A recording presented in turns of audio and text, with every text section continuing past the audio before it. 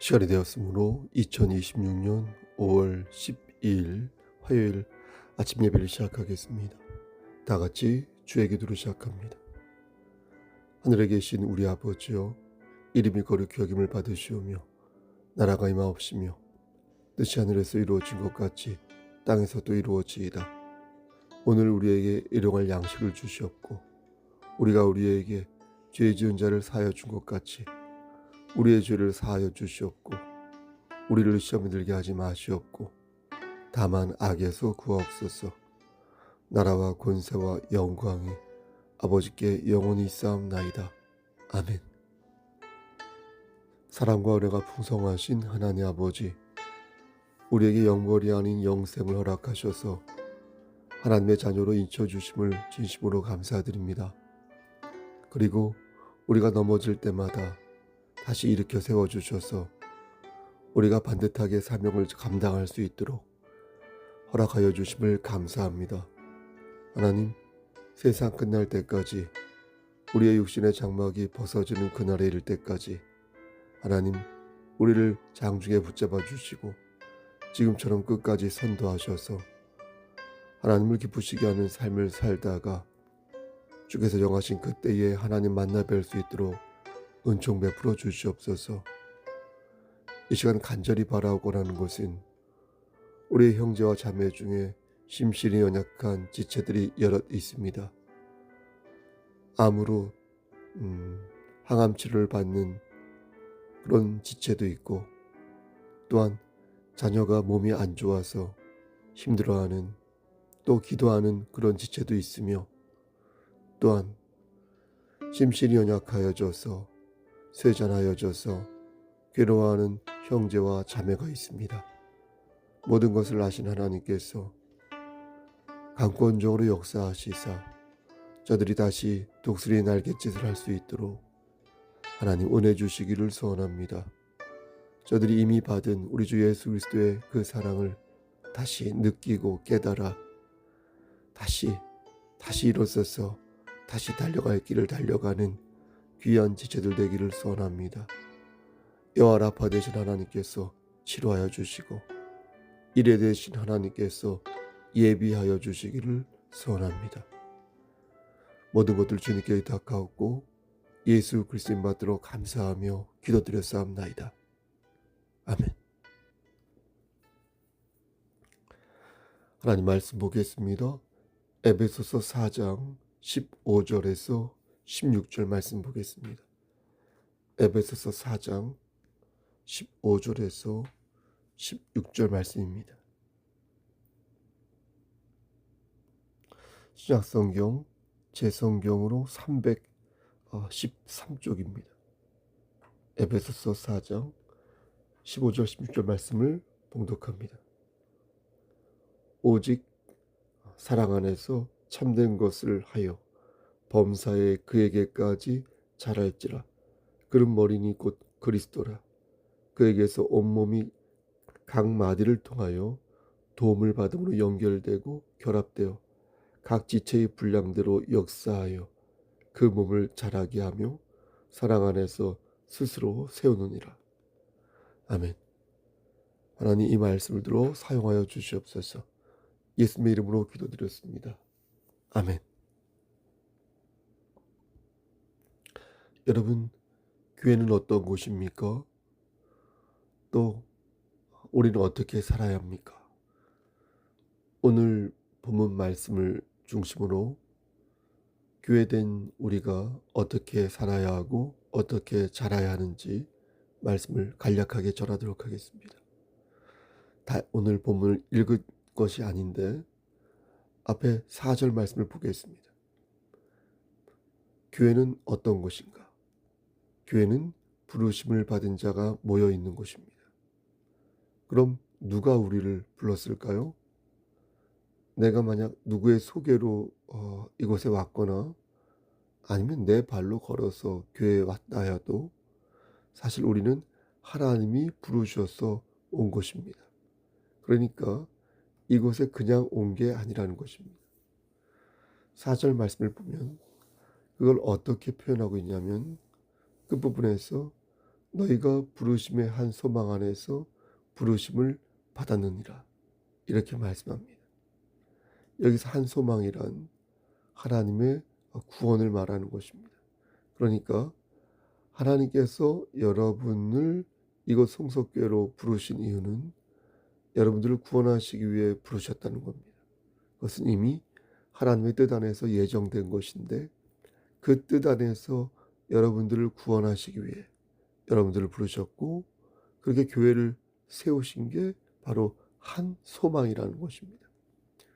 결국 교회란 소망을 가지고 모인 사람들인데 그 소망은 영원한 생명이며 그 소망을 이루기 위해 교회는 오직 예수 그리스도의 은혜만을 의지하는 공동체가 되어야 하는 것입니다. 만약 교회가 예수가 아닌 다른 것을 믿는다면 그 교회는 아무리 사람들이 많고 화려하고 웅장한 세력을 가지고 있다 해도 교회가 아니다.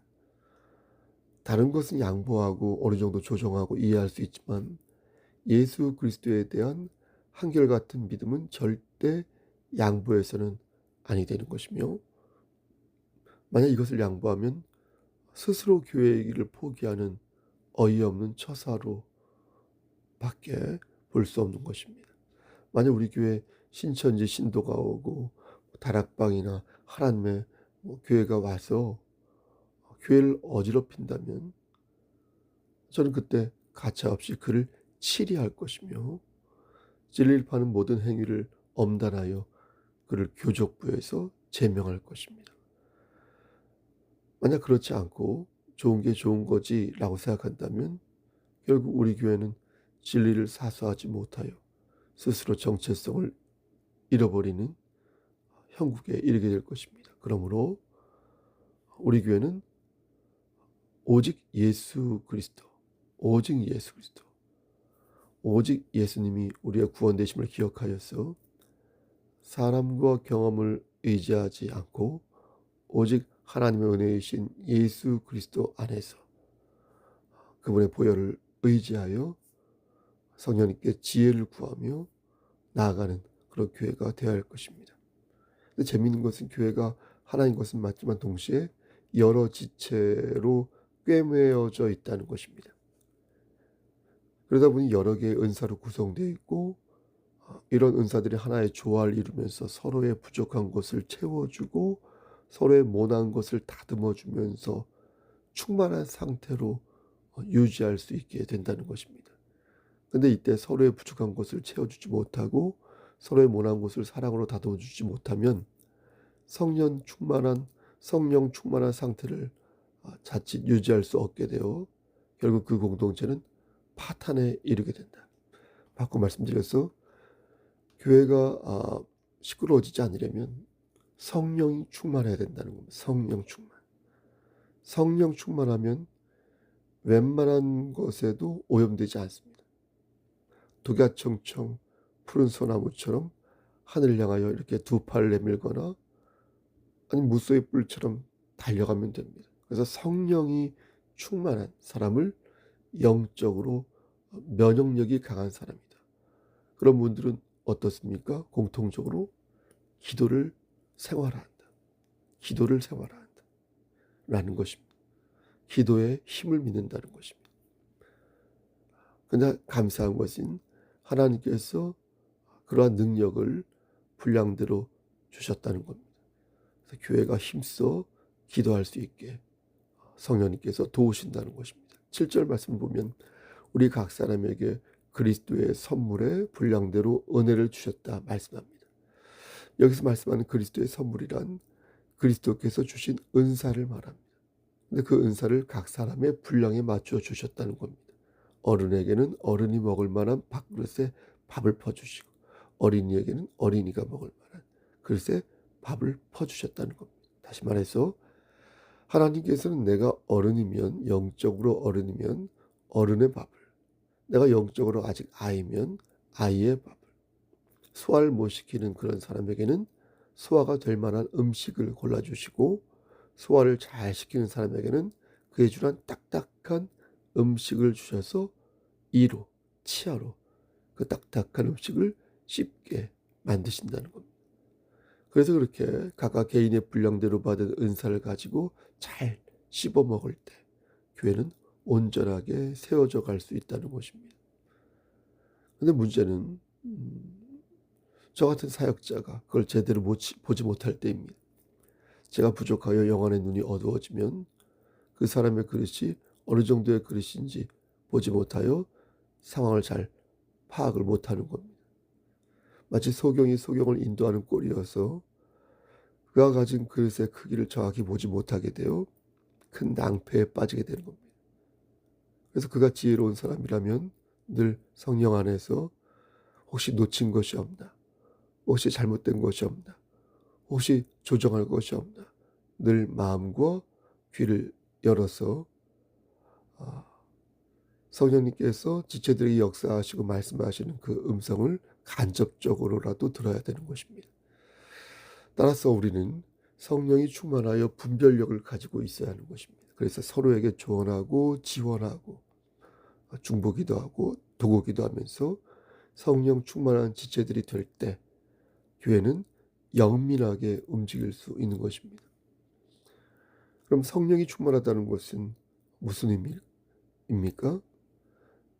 누차 말씀드린 바 있는데 성령이 충만하다는 것은요, 하나님의 주권을 받는 것입니다. 또 하나님을 의지하는 것입니다. 또 우리가 서 있는 자리에서 예수님의 향기를 발하기 위해 힘써 노력하는 것입니다. 베드로후서 1장 3절 말씀에 의거하여 말씀드리면 생명과 경건에 속한 모든 것을 우리에게 주셨음을 믿고 그것을 실천하기 위해 노력하는 것. 그게 바로 성령 충만한 삶을 사는 것입니다. 한 번 더, 생명과 경건에 속한 모든 것을 우리에게 주셨다. 그것을 믿고 실천하면서 힘쓰는 것. 그게 바로 성령 충만한 삶이 되는 것입니다. 그런데 오늘 본문을 보면 성령이 충만하다는 것을 좀 색다르게 표현하고 있는데 그게 2절과 3절 말씀이 되겠습니다. 모든 겸손과 온유로 하고 오래 참음으로 사랑 가운데서 서로 용납하고 평안에 매는 줄로 성령이 하나 되게 하신 것을 힘써 지키라. 여러분 뭐라고 말씀합니까? 성령이 충만한 사람은 혹은 삶은 겸손하고 온유하다는 겁니다. 그래서 오래 참고 서로 용납할 줄 아는 사람이다 라고 말씀합니다. 서로 용납할 수 있어야 한다. 여기서 겸손은 예수 그리스도께 배운 겸손을 말합니다. 예수 그리스도께서 친히 낮아지신 모범을 통해 겸손의 미덕을 보여주셨지 않습니까? 그러니까 성령이 충만한 사람들은 예수 그리스도의 마음을 담기 위해 겸손의 미덕을 보여야 한다. 또 온유는 갈라디아서 5장 23절에 나오는 성령의 열매를 말합니다. 성령의 열매. 어느 한쪽에 치우치지 않고 자신의 본능적인 욕구를 절제할 줄 안다는 겁니다. 그래서 온유한 사람은 어떻습니까? 우리 주변에 온유한 사람 있지 않습니까? 우리 교회에도. 그런 사람은 그분은 하나님의 영광을 먼저 생각하여서 욱하는 마음을 다스릴 줄 안다. 그런 것을 보는 것입니다. 어느 한쪽에 치우치지 않고 자신의 어떤 욕망, 본능적인 욕망을 절제하는 것을 보는 것입니다. 오래 참음 또한 마찬가지입니다. 갈라디아서 5장 22절에 나오는 성령의 열매 중 하나지 않습니까? 이것은 하나님의 성품과 연결됩니다. 그러니까 죄인을 끝까지 기다리시는 하나님의 마음이 오래 참음인 것입니다. 참는다는 것은 아무것도 하지 않고 그냥 멍하니 기다리고 있다는 게 아니라 두 팔을 벌려서 그들을 받아들이는 것입니다. 이러기 위해서는 어떻게 합니까? 불가피하게 자기 희생이 필요합니다. 이거 정말 쉬운 일이 아닙니다. 예? 그러므로 이렇게 사는 사람들을 우리는 정말로 존경할 수 있어요. 정말로 존경합니다. 마지막으로 하나 더, 평안에 매는 줄이 있습니다. 평안에 매는 줄. 이 또한 예수 그리스도의 모습인데 예수님께서는 하나님과 사람 사이의 원수된 관계를 화해시키시고 이방인과 유대인 사이의 장벽을 허무셨으며 그리스도인들에게 하나됨을 유지하도록 하기 위해 평안과 화해의 대리자가 되셨지 않습니까? 매는 줄도 마찬가지입니다. 맨다는 묶는다는 것이죠. 그러니까 성도들을 묶어 주어서 성도의 일치를 도모하는 것은 예수를 닮는 일이요, 곧 교회가 가져야 할 중요한 모습 중에 하나라는 것입니다. 말씀 마칩니다. 사랑하는 우리 성도 여러분, 교회는 하나님과 동행하는 사람들이 모여 있는 곳이다 말씀드렸습니다. 성령 충만한 삶을 기대하는 곳이 교회이며, 무엇보다도 천국을 소망하며 예수 그리스도께 잡힌 바 된 그것을 붙잡고 달려가는 것이 바로 교회라고 말씀드렸습니다. 천국을 소망하며 신령한 것을 추구하는 공동체, 하나님의 주권을 받들며 하나님을 의지하며 나아가는 공동체, 그래서 각자가 받은 은사를 충분히 사용하여 교회가 더욱 성숙해지도록 돕는 공동체, 그렇게 해서 하나님께 인정받는 공동체가 바로 교회라고 말씀드렸습니다. 그러므로 여러분, 우리 성서교회가 반듯한 교회의 위용을 갖기를 소원합니다. 하나님이 세워가시는 참된 교회가 되기를 소원합니다. 그렇게 오늘도 자라나기를 주님의 이름 받들어 간절히 축원합니다. 아멘. 이제는 우리를 죄에서 구속하여 주신 우리 구주 예수 그리스도의 은혜와 아버지 하나님의 만극하신 그 사랑하심과 성령 하나님의 교통하시고 인도하신 모든 역사하심이 우리 교회가 반듯하게 또 반듯하게 넘어져도 다시 반듯하게 세워져 가기를 소원하는 여기 모인 성도와 그들의 가정과 이 재단과 이 나라 위에 하나님의 사랑하심이 세세토록 함께 계실지어다. 아멘.